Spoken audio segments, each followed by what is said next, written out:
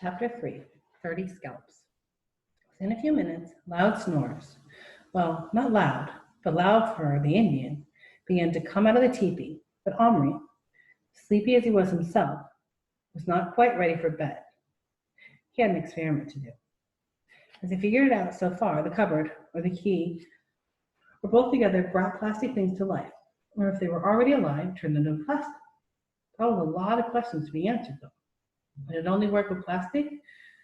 Would, say, wooden or metal figures come to life if they shut up inside the cupboard? How long did they have to stay there for the magic to work? Overnight? Or did it happen right away? And another thing, what about optics? The Indian's clothes, his feather, his knife, had all become real.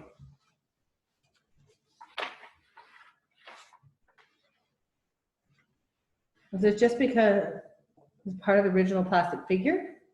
If he put, well, anything, like the despised plastic teepee, for instance, into the cupboard and locked the door, would that be real in the morning?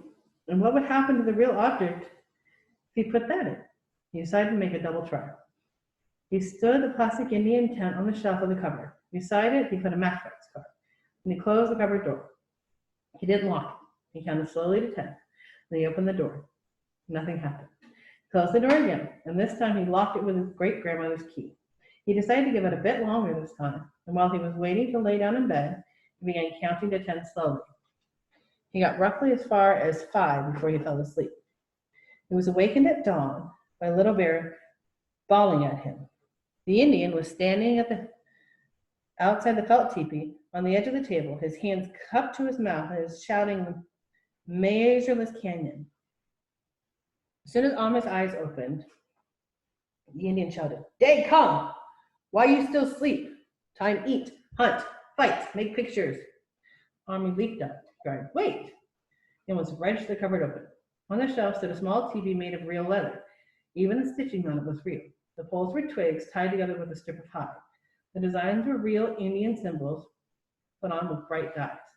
The car was still a toy car made of metal, no more real than it had ever been. "It works," breathed Omri, and then he caught his breath. "Little Bear," he shouted, "it works, it works. I can make any plastic toy come alive, come real. It's real magic. Don't you understand? Magic." The Indian stood calmly with folded arms, evidently disapproving of this display of excitement.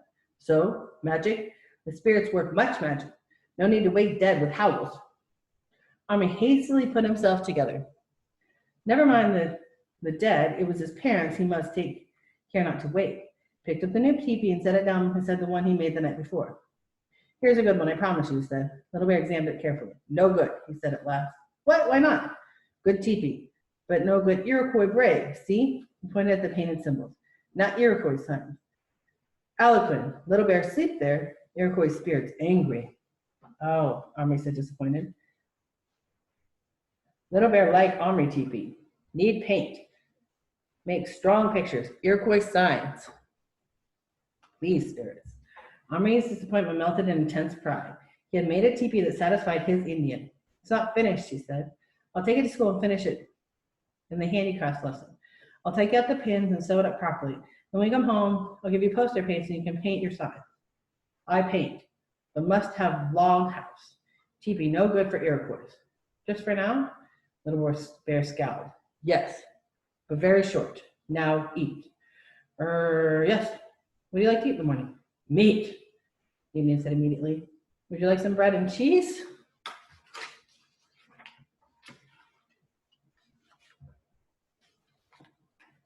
"Meat.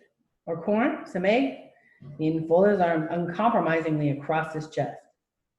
"Meat," said Omri with a sigh. "Yes, well, I'll have to see what I can do. In the meantime, I think you better put you down on the ground." "Not on ground now?" "No, you're high above the ground. Go to the edge and look, but don't fall." The Indian took no chances. Lying on his stomach, he crawled commando fashion to the edge of the chest of drawers and peered over. "Big mountain," he commented at last. "Well," but it seemed too difficult to explain. "May I lift you down?" Little Bear stood up and looked at Omri measuringly. "Not hold tight?" he asked.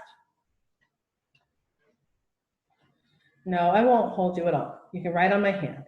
He laid his palm up next to Little Bear, who, after only a moment's hesitation, stepped onto it. For greater stability, sat down cross-legged. Omri gently transported him to the floor. The Indian rose lithely to his feet and jumped off into the gray carpet. At once, he began looking about with suspicion. He dropped to his knees and felt the carpet and smelled it. Not ground, he said. Blanket. Little Bear looked up. He obeyed, narrowing his eyes and peering. Do you see the sky or the sun? The Indian shook his head, puzzled. That's because we're not outdoors. We're in a room in a house. The house is big enough for people my size. You're not even in America. You're in England.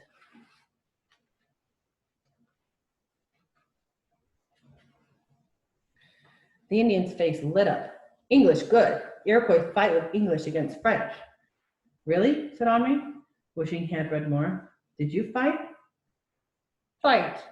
Little Bear fight like mountain lion. Take many scalps. Scalps? Omri swallowed. How many? Little Bear proudly held up all 10 fingers, and he closed his fists, opening them again with another lot of 10, and then another. I don't believe you killed so many people, said Omri, shocked. Little Bear not lie. Great hunter. Great fighter. Any white scalps? He ventured to ask. Some. French. Not take English scalps. Englishmen friends, the Iroquois. Help Indians fight elegant enemy. Omri stared at him. He suddenly wanted to get away. I'll go and get you some meat, he said in a choking voice. He went out to his room, closing a bedroom door behind him. For a moment, he did not move, but leaned back against the door. He was sweating slightly. This was a bit more than he had bargained for.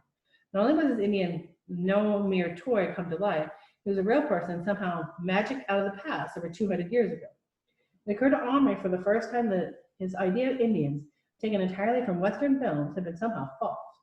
After all, those had all been actors playing Indians, and afterward, wiping the war paint off and going home for their dinners, not in teepees, but in houses like his. Little Bear was no actor. Omri swallowed hard. 30 scalps. Phew. Of course, things were different in those days. Those tribes were always making war with each other. When you came to think of it, the English and the French, whatever they thought we were doing, fighting in America, were probably no better, killing each other like mad as often as they could. Even now, weren't soldiers doing the same thing? Weren't there wars and battles and terrorism going on all over the place? You couldn't switch on the television without seeing news about people killing and being killed. Were 30 scalps, even including some French ones, taken hundreds of years ago, so very bad after all? Still, he tried to imagine Little Bear, full size, bent over some French soldier, holding his hair in one hand and running the point of a scalping knife. Yuck!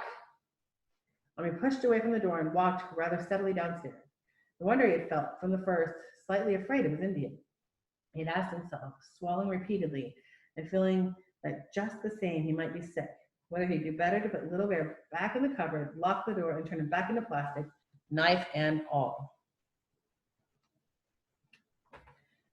Down in the kitchen, he ransacked his mother's store cupboard for a tin of meat. He found some corned beef last and opened the opener on the wall. He dug a chunk out with a teaspoon, put it absently in his own mouth, and stood there chewing it. The Indian seemed very surprised about being in a giant house in England. It showed he was very superstitious, believing in magic and in good and evil spirits. Perhaps he thought of Omri as, well, some kind of genie, or whatever Indians believe instead.